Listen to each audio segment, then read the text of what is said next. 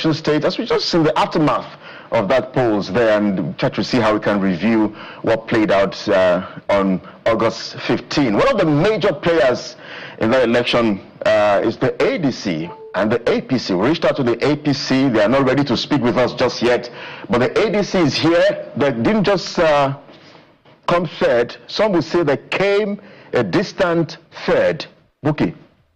Yes, indeed, Kelly. And joining us now is lawyer, public affairs analyst, columnist, and of course he's the official spokesperson of His Excellency Alhaji Atiku Abubakar, former vice president and presidential candidate of the African Democratic Congress. Mr. Kenneth Okonkwo is live for us from our Abuja studio. Mr. Okonkwo, good morning, sir, and welcome to the morning brief. Yeah, good morning, and it's my pleasure being here again. And good morning, viewers from wherever you're watching. So we've spoken to the winners, and now we are with you, the ADC. Your party scored just a little over 17,000 votes, a distant, very distant third. And for a party that is positioning itself to take over the top job from Mr. President, some would say the morning shows the day. Despite the Aregbesola effect, the ADC couldn't pull its weight. Well, first of all, let me congratulate the Osun people for this wonderful victory. It was very decisive.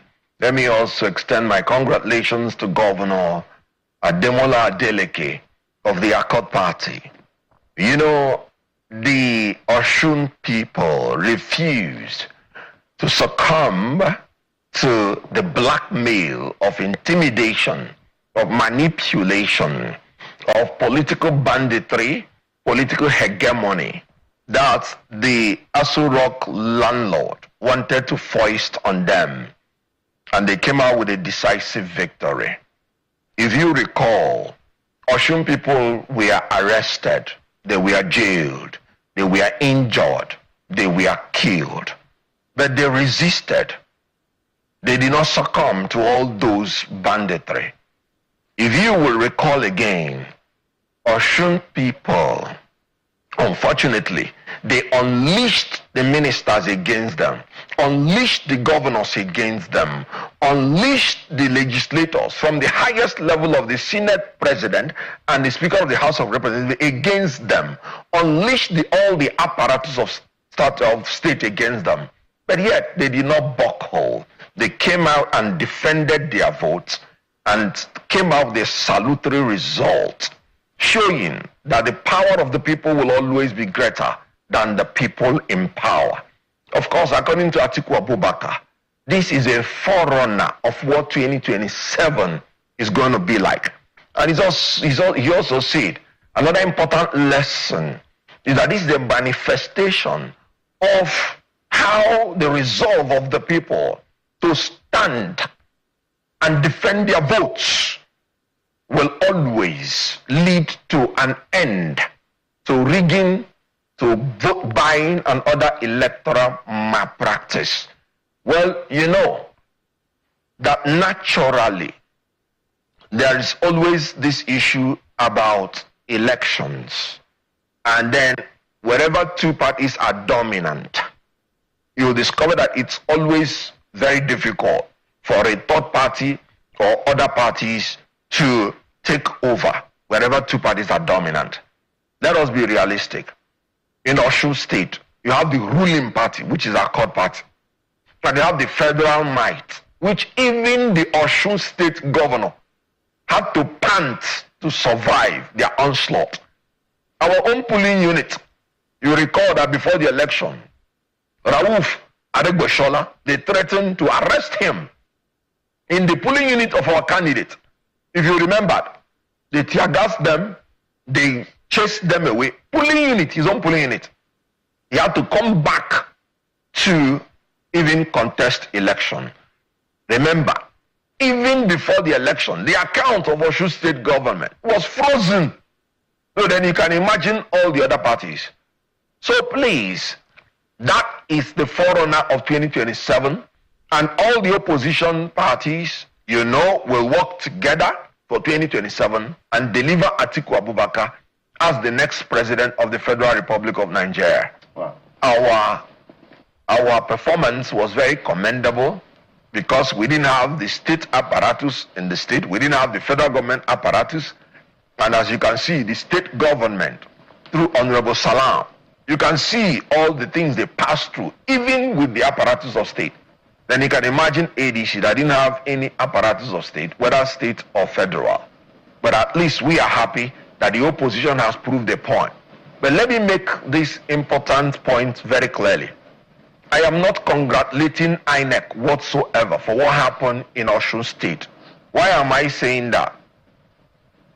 Professor Mahmood organized a very good election in Osun State in 2022. And the opposition relaxed. And they thought that would be how 2023 election will be. And in 2023 election, he still went forward to glitch the election and deliver a very flawed election. So the opposition should not let down their guard. I am telling you, and I'm saying this with every sense of responsibility, the election of Osun State in 2026 is worse than the election of Osun State in 2022. If you recall, the Honorable Salam said, till 1 a.m., they continued attempting to subvert the election. By 8 p.m., they suspended the uploading of results on IREV. And nobody has come out to tell us why. And they must come out to tell us why. So there is still apprehension. And I'm telling you that the performance of Inec is not to be applauded. It is to be questioned. Why did they suspend the uploading of the result by 8 p.m. of Osun election? And then Osun people had to fight. They had to go to collation centers. Do you know to the build-up of the Osun election, more than 50 persons were killed. Not one person ought to be killed. More than 100 injured. Not one person ought to be injured. Of course, no politician's ambition is worth the blood of any Nigerian. I am speaking as President Jonathan spoke. So we are not there yet. And the opposition should rather prepare very much. And you know why? Anytime APC loses the Osun election, they get into a panic mode. And they will now prepare all the arsenals to attack the opposition in the general election. Because that result is a manifestation of the complete loss of confidence in APC. They lost and they will lose again in 2027. Yeah, Mr. Akogba, I know that. Yeah, vote and defend their votes. I know that you've talked about the fact that even the ruling party in the state had to fight with their life to be able to survive. So, not to talk about the ADC. Yes. So the data is showing us that the ADC is not on ground as far as Osun is concerned. In this election, less than 5% of the vote when you compare it to the winner. So two questions in one. And this is a test case in the Southwest. The person you speak for actually won Osun State in the last presidential election. So I want you to just suppose go when necessary, if we're not careful, because we have weak institutions. And this is what political parties do when they're in charge. How is the ADC preparing? Let's say this is a test case that the ADC have looked at Osun State and say, okay, this is why we lost. And we're going to come at this 2027 election this way. What is the approach that we should be looking at from the ADC? We are going to adopt the Osun formula. Which is? The Osun formula, which is match APC, polling unit by polling unit, in whatever they decide to bring. Now, Senator Fado Hunshi, permit me for that pronunciation. Is it Fada Hunshi? This is Okoroma. So, okay, you know what he said? And I saw this on Davido's X account. He said, and permit me to say that is exactly the formula APC is going to adopt, because he's a senator of the Federal Republic and he said the mind of APC. Now, he said, on election day, whether they come out with their voters card or not, we will not allow them to vote. From now onwards, every Accord member that comes out, kill them. I give you the authority to kill them. This is a federal government election. This is his words. And obviously, this is what APC is planning for in 2027.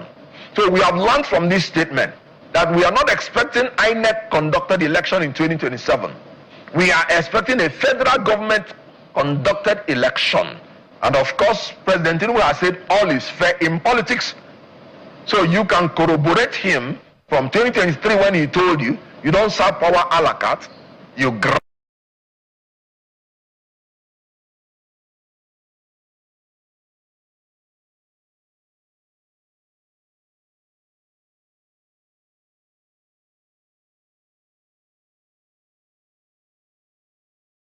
This is his fundamental human right. And democracy means that people should be allowed to freely vote and people's vote should be allowed to count. So we are going to ensure that, and we're preparing for that as opposition parties and the coalition. All right. Well, in terms of significance of this particular off-cycle elections, there are those who say that, you know what, this is perhaps a dress rehearsal for major players because it builds up to 2027 and all of that. But again, 17,180 votes. That's what your candidate scored, Najim. And there are those who are a bit worried because when they think about the fact that your party has a former governor, Ogbeni Rauf Aregbesola, and you compare it with 17,180 votes.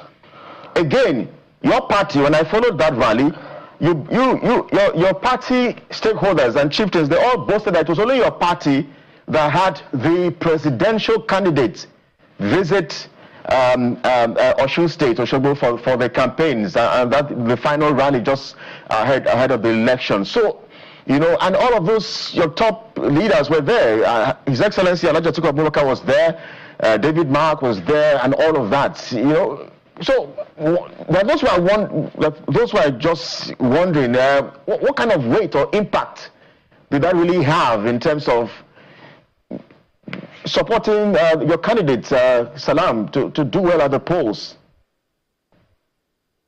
Oh, well, maybe you forgot too quickly that the coming into power of His Excellency Governor Adeleke 1.0, that Atiku Abubakar went to Osun State, raised his hand, campaigned for him, and was part of the people that helped him to come into power for the first time in Osun State.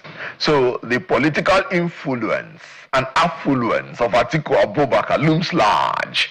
So he is actually the foundation of Governor Adeleke as the overarching power that helped him to come to power. Mr. Kokwo, like I told you. Yeah, Mr. Kokwo, yes. Just as you respond, that is even part of the argument. There are those who even think that Alhaji Atiku Abubakar raised his hands behind the scenes and only went to Osogbo to raise the hands of Najim. That's why he was quick to congratulate him.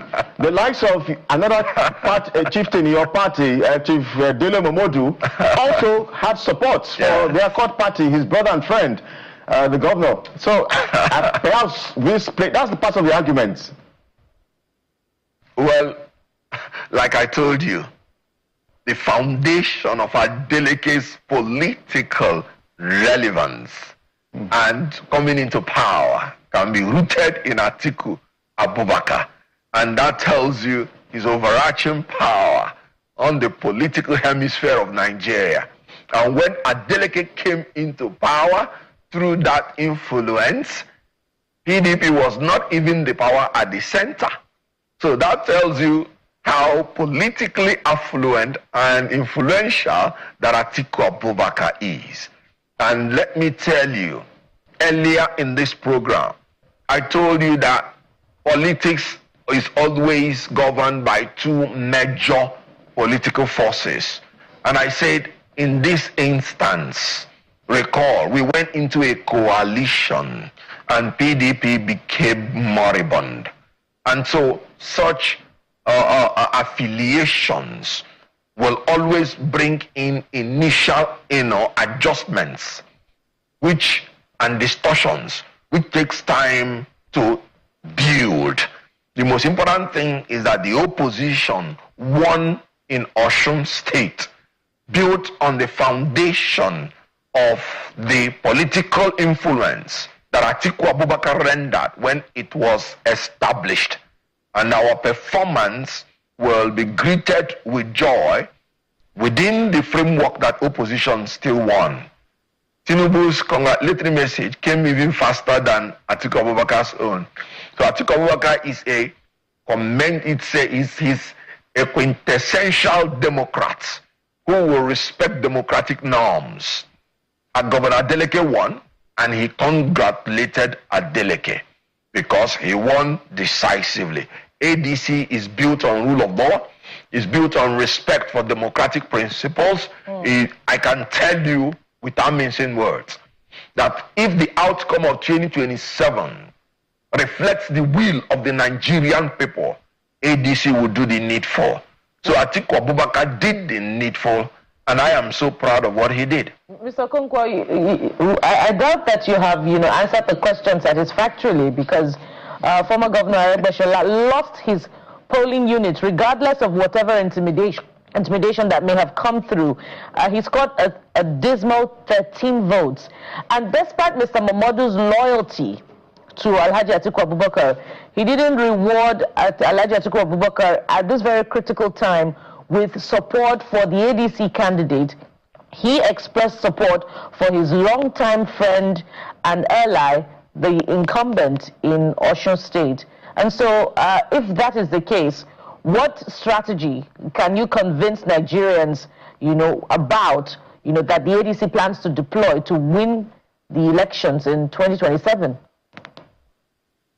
Well, when I came in here, you rightly introduced me as the official spokesperson of Atiku Abubakar, not the official spokesperson of Osun State gubernatorial candidate. So you should even be very happy that I even gave you the answers that I gave to you.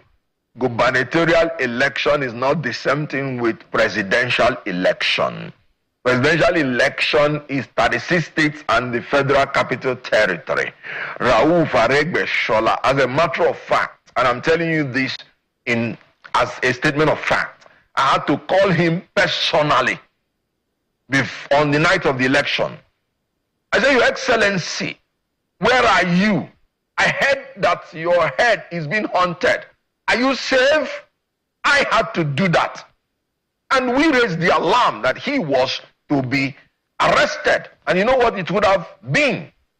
So, and he told me, Ken, we are trying to play safe. So I want you to understand the terrible situation. 50 persons were killed before then. And I'm telling you that we did not have state power. We did not have federal government power. And I'm telling you that in the presidential election, APC has already been defeated. With all their ministers, with all their legislators, with all their governors in Osun State, they were decisively defeated.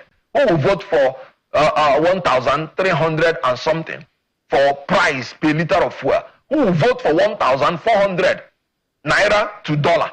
When they inherited about 190 something fuel price and inherited about 500 naira as in naira to a dollar. Who is going to vote for incurable insecurity around Nigeria? Who is going to vote for high cost of transportation? ASU is now on strike. Everything is collapsing. Yet, this government that suspended fuel subsidy is the same government that is borrowing us into slavery. Who is going to vote for that? Osun people rejected APC roundly, and that's the most important point that they communicated, as the Nigerian people will reject APC on the national level. So I'm trying to tell you that we are celebrating what happened in Osun because it will be the dress rehearsal. It is the dress rehearsal, and it is the forerunner of what will happen in 2027. So prepare for the opposition taking over government in 2027 and saving Nigeria from collapse, both politically, economically, socially, and otherwise. We are collapsing. What else is remaining for Nigeria except to collapse? Well, one of the significant